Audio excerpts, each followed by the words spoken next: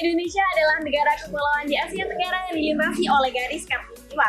Selain memiliki beragam sumber daya alam, Indonesia juga memiliki peninggalan sejarah yang sangat beragam. Mulai dari terbentuknya Indonesia hingga sekarang. Mengingat dulunya tanah di Indonesia ini merupakan berupa kerajaan-kerajaan yang sangat bersejarah. Hari ini kami akan membawakan salah satu sejarah, yaitu sejarah Kerajaan Sriwijaya.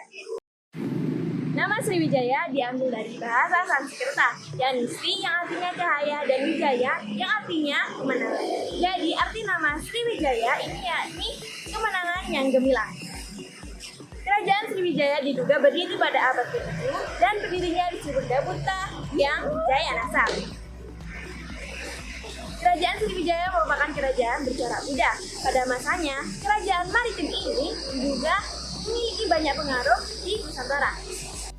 Pada masa kejayaannya, Sriwijaya mengontrol perdagangan jalur utama, Selat Malaka dan wilayah kekuasaannya meliputi Kamboja, Thailand Selatan, Semenanjung Malaya, Sumatera, dan sebagian Jawa.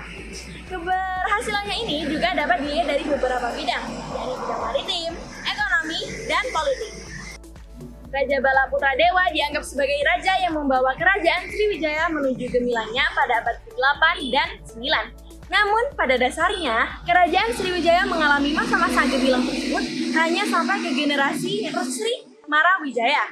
Disebabkan raja-raja setelah Sri Marawijaya telah disibukkan dengan peperangan melawan Jawa pada masa 922 Masehi hingga 1016 Masehi. Dilanjutkan dengan peperangan melawan Kola atau India pada masa 1017 Masehi hingga 1025 Masehi, sehingga Raja Sri Sanggaramawijaya berhasil ditawan.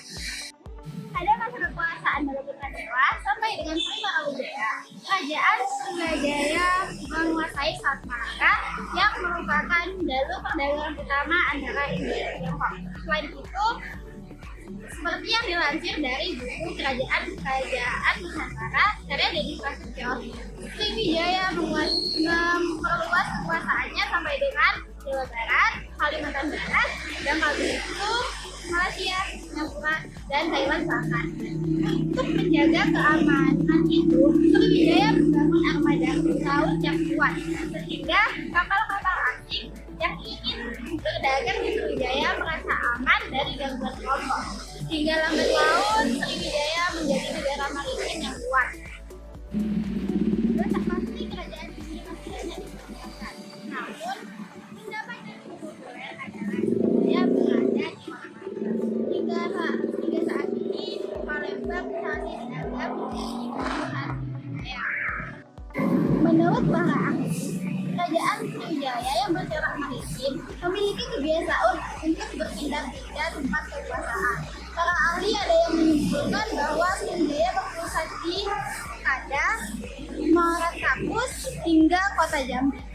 Kerajaan Sriwijaya disebabkan oleh beberapa faktor. Faktor yang pertama yaitu kerajaan tidak dapat memimpin dengan baik. Penyebab Sriwijaya runtuh yaitu karena setelah Raja Bala Putra Dewa tidak ada lagi raja lain yang dapat memimpin dengan baik.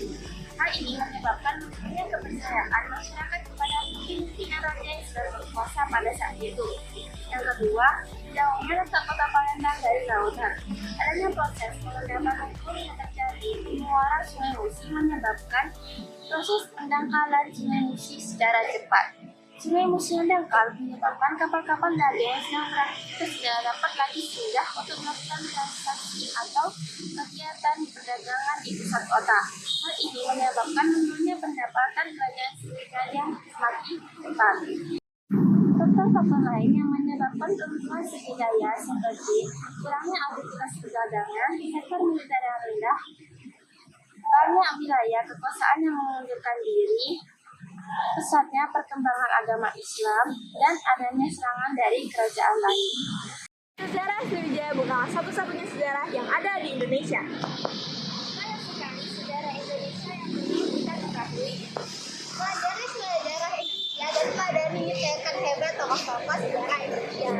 Mari belajar sejarah Indonesia, karena belajar sejarah Indonesia itu menyenangkan.